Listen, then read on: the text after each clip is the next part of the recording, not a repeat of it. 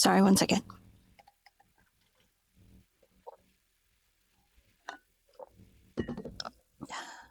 This isn't fetish content.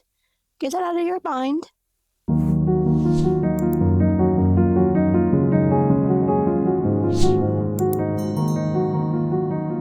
Welcome back to another episode of Potions and Processing. I am your host, Raven White.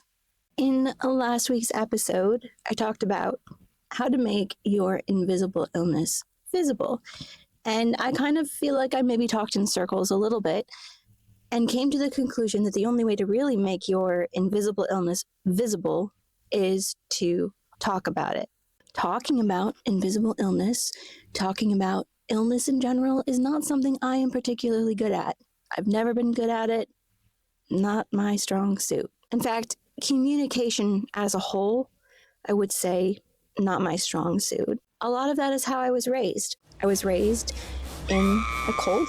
I do have some videos on that if you are interested, and I will be speaking on it more. If you're part of my coffee account, and if you're part of the membership tiers, Graft of Uprising or Bloom of Alchemy, we do have polls that go on that you can decide what it is that I talk about in future Potions and Processing videos. So if there is a specific type of content you want me to blab about, you can offer up your suggestions in the community. There are several layers to my communication problems. Some of it stem from how I was raised, the belief that women were only good for one thing, to serve man, to serve their husband, to create children, to shut up and be quiet, to submit, to endure. When you're told to be quiet, when you're told to endure, that does not encourage a very wide vocabulary. But I read a lot, and reading is so undervalued. Books are so undervalued. Books have a really beautiful way of opening up your mind to other worlds, other cultures, other belief systems, other dimensions, other vocabulary. And they bring things to life for you, experiences to life for you that you otherwise might not ever touch. And so books were like a gateway for me. So I guess it's not really a surprise I grew up and became a writer. Through therapy, years of therapy, I highly suggest therapy. Everyone can benefit from it. I've worked on my communication skills a lot, learning how to be able to talk about how I feel, acknowledge that feelings are okay, acknowledge that there really isn't any negative feelings.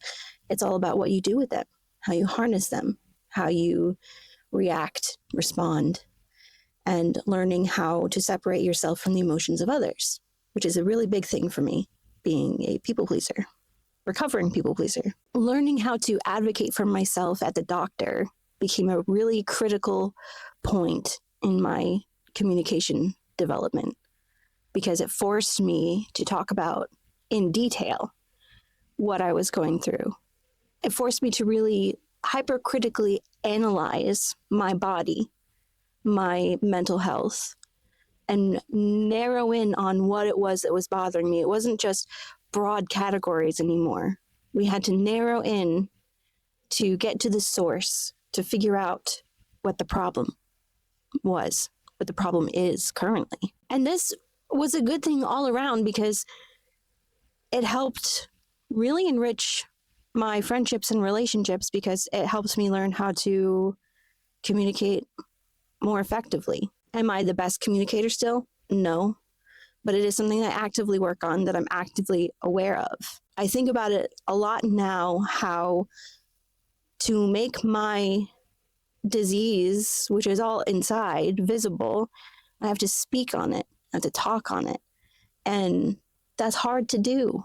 And it's hard to do it in a way that you don't feel like you're just being depressing all the time. At least that's how I feel. Another thing that I do to help make my invisible illness more visible is I don't overdo my dress or aesthetic or do myself up if I don't feel like I have the spoons to do it. And I want to approach this very carefully because I am not in the business of shaming anybody. And I think that you should always do what is best for you. And if you feel that putting on your makeup and doing your hair or putting on your clothes or adhering to your aesthetic or whatever it is that makes you feel good, you should do it, baby. You should do it 100%. And I will cheer you on from the sidelines. For me personally, I'm still learning how to balance out all of my needs and how to make sure my energy levels last through the whole day. So I'm so exhausted. Everything makes me tired. I'm so tired now, just holding the microphone. It's silly, but it's the truth. So one thing is I do a lot of my episodes with no makeup, and I don't really do anything with my hair, and I just sit down in front of the camera and hope for the best.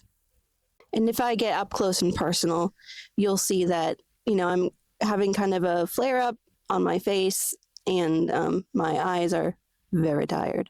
And my hair is a mess. When we show up authentically for ourselves and we embrace that and we're comfortable with it and we're okay with that, it gives permission to people around us to also show up as their authentic selves, however that may be. Whether that is done up, whether that is done down, whether that is just freshly rolled out of bed, however it looks or however it is. When we are our most authentic selves and we're comfortable with it and we're honest with it and we're good with it, it allows everybody else around us to also show up that way. And I think that's pretty cool. I think one of the best compliments I've ever received from anybody is not really even a verbal one. It's just that they're just comfortable being themselves and they can drop the mask. They can drop the performative act that they have to put on for the rest of the world. And with me, they are 100% who they are. And I can be 100% who I am with them. And I think that's really special. And I think that's doubly special when you have a chronic illness, when you have a disability, when you have something that is,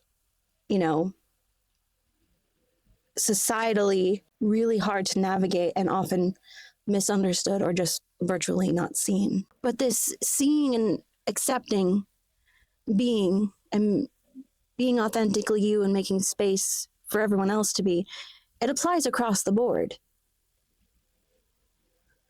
It applies in so many other ways when you're just comfortable being who you are and you don't make any apologies and you stop making excuses for your existence. And that has been really, really difficult for me in a variety of ways.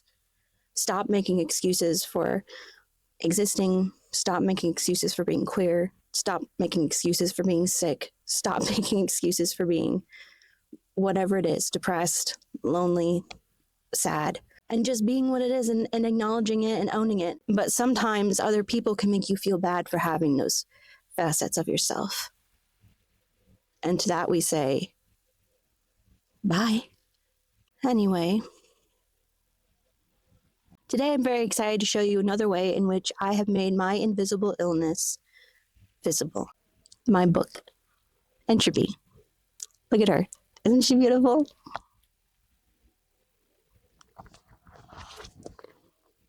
Should we do some book ASMR? I don't have nails.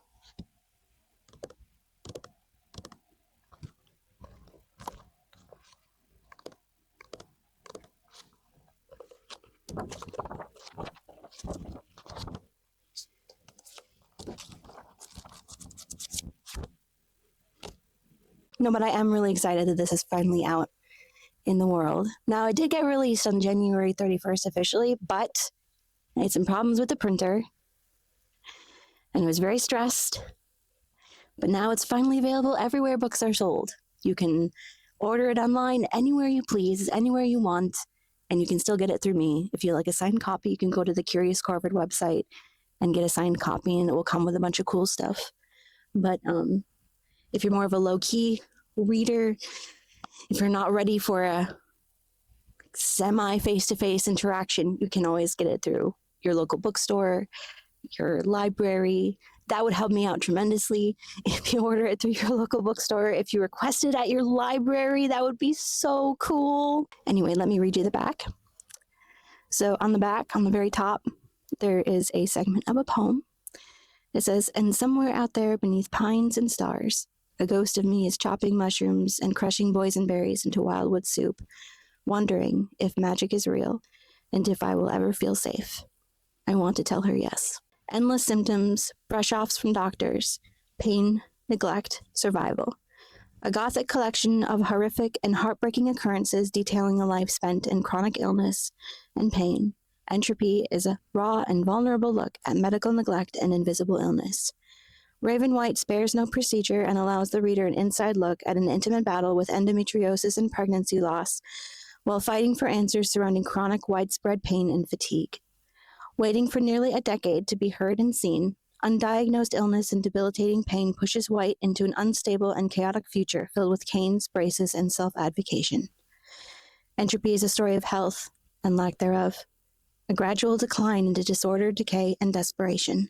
There is life after diagnosis, but it can be hell getting there." So I thought for this, I would read you the opening to Entropy to entice you, to interest you. And because I'm just so excited to finally have her here in my hands, this Frankenstein stitched together book. And I call it that because it was so many things before it was this thing. And because it's a monstrous collection. And I wish that it didn't exist. It shouldn't exist, but it does. Here's the title page.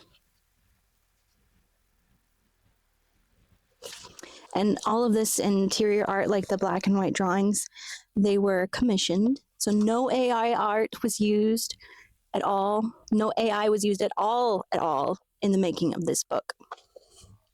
It's dedicated to my daughter, Starlight. It says, "For my daughter, Starlight, I will teach you how to make them listen and fight for you when they still won't." All right. So each section begins with, this is like I designed these.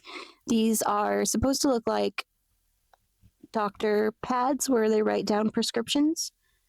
So this first part is descent. And so on each pad during that specific time is prescriptions and like therapies or whatever it is that I was recommended during that time. So everything in this book is 100% real. I've saved every single medical bottle container, prescription bottle container that I've ever had. So I was able to just go back and look at every prescription I've ever taken. I've kept all the notes that I've ever received from the doctors, so I could just go back and look through everything and keep it 100% accurate. So here's the beginning. So each section begins with an introduction where I tell you what is happening during this time, and what it means, what the meaning is behind the poems.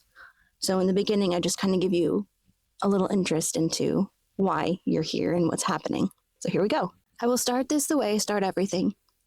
Somewhere in the middle, way ahead of myself and still somehow behind. Underprepared and overwhelmed within the first sentence. Writing anything deep and vulnerable comes at a cost, and Entropy is no different. I sifted through poetry I had not read in years, written in the height of illness and medical neglect. I recounted old prescriptions and the harsh procedures my body had been subjected to. Some pieces drew more emotion from me than I thought they would, and I would have to take a breather between them, sometimes between lines. I think that this is my most vulnerable and raw book I have written yet. I don't say that out of pride, or as a subtle pat on the back. I say it because writing this book reminded me why I am still in therapy. It reminded me how far I have come, and how far I have yet to go. I was born a nobody in a tiny town in New York on a dark and stormy night. The first part of that is true. It's also true that October of 1990 had record-breaking rain. My father had died just 7 days earlier in a horrific car crash. My mother told me once that she felt his presence so strongly in the delivery room that she reached out for him. He wasn't there, of course. Not physically, anyway. I was there, however, and this emptiness of father and fullness of grief seemed to set the trajectory of my life. I'm now going to skip around a bit because Entropy is not about my childhood exactly. There are other books and media for that. I will just say that I became a stepdaughter, and then shortly after a stepsister, and I was unloved and unwanted my whole childhood. All of that is true. I was abused in just about every way you can think of by both my mother and my stepfather, the latter inflicting increased and varied kinds of trauma as I aged. I was not listened to when I said no. I was not listened to when I said stop. My exhaustion and perpetually frightened demeanor were not listened to either. This not being listened to carried over even after I got out at 19. I lived in a state of survival my whole stretch of 20s. I'm currently 34, and I still live in survival to a degree. I think I probably always will. Therapy has helped tremendously, and I think everyone could benefit from it. It has helped me deconstruct my trauma, change my thinking on situations, and reclaim my mind and my body in ways I did not think possible. It is currently helping me to cope with my disabilities and navigate a life I was not ever prepared for. Entropy is not necessarily about my childhood trauma, but it does exist because of it. I would learn through my journey that my trauma and my health had become so deeply intertwined.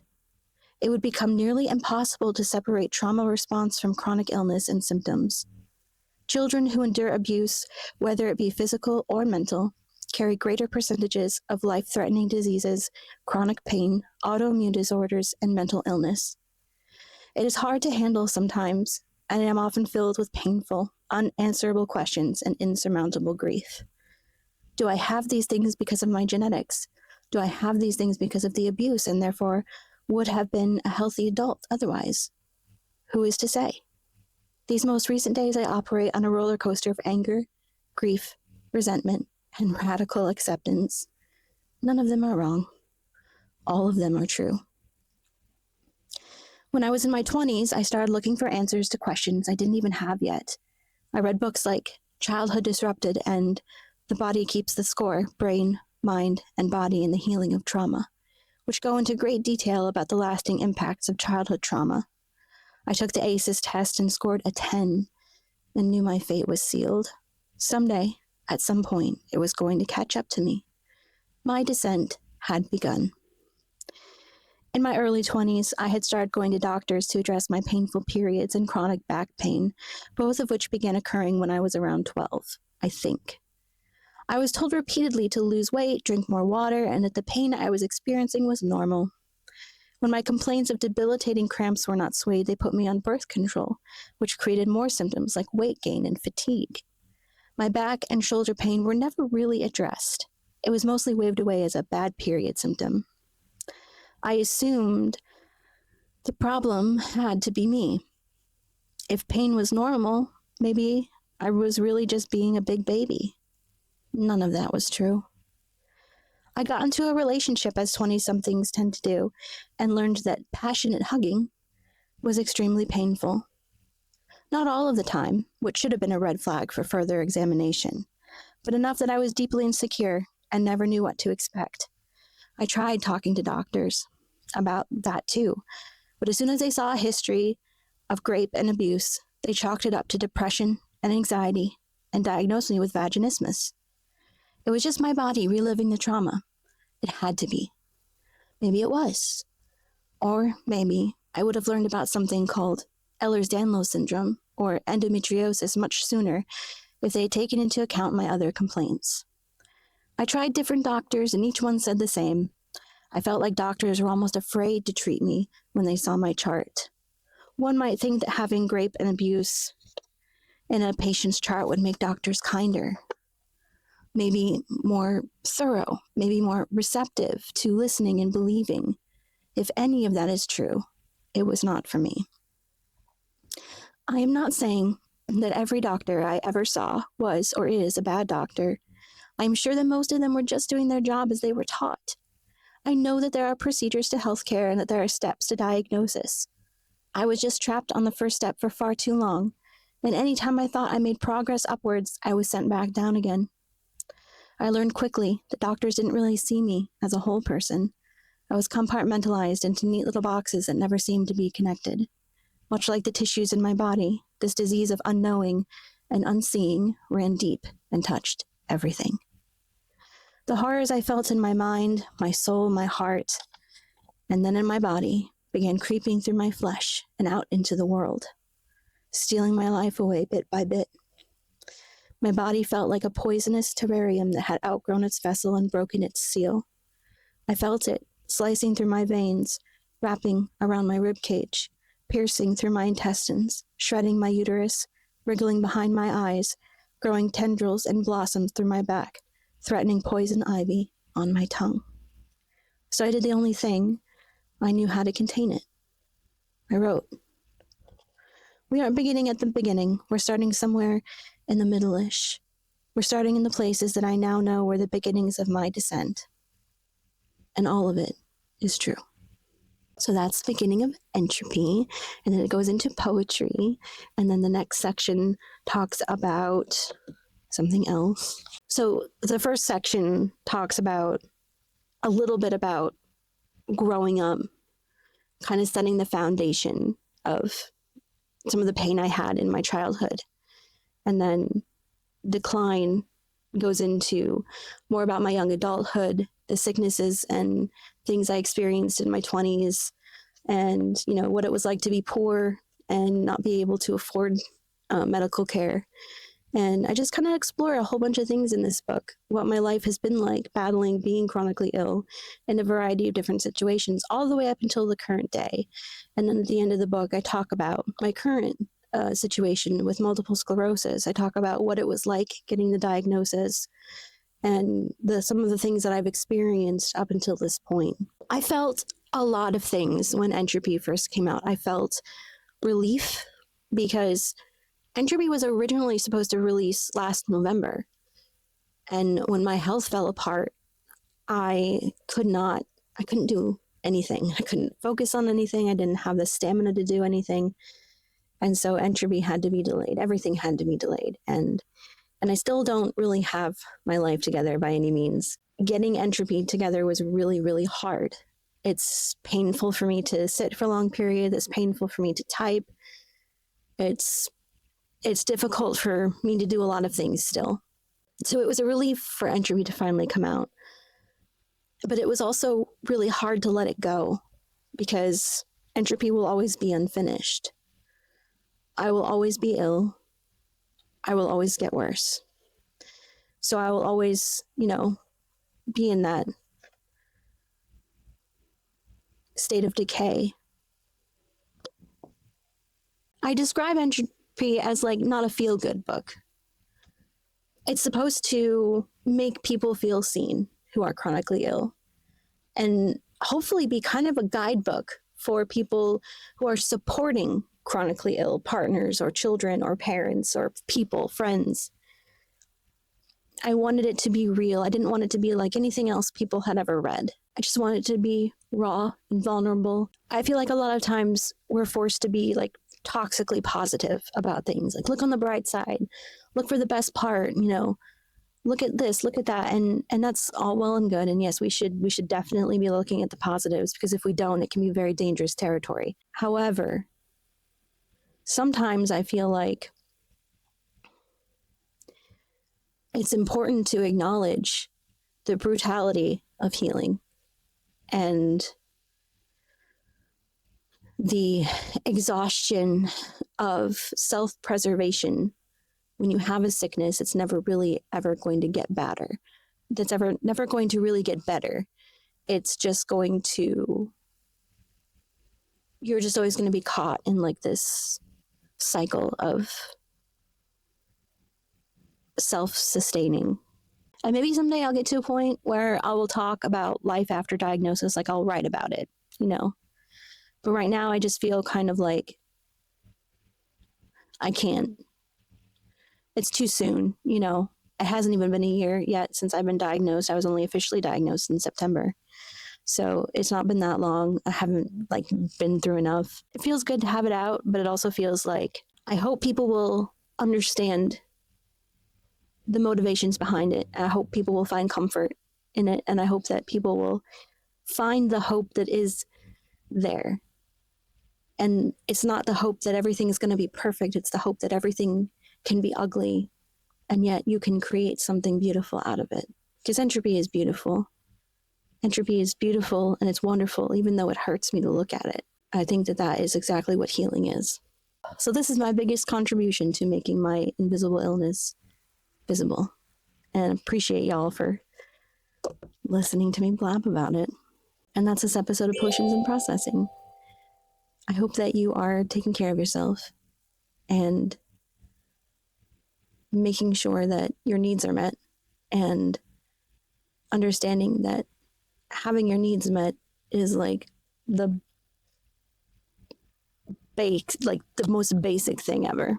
So it's not too much and you're not too much. And if someone says that you're too much, well, tell them to go find less.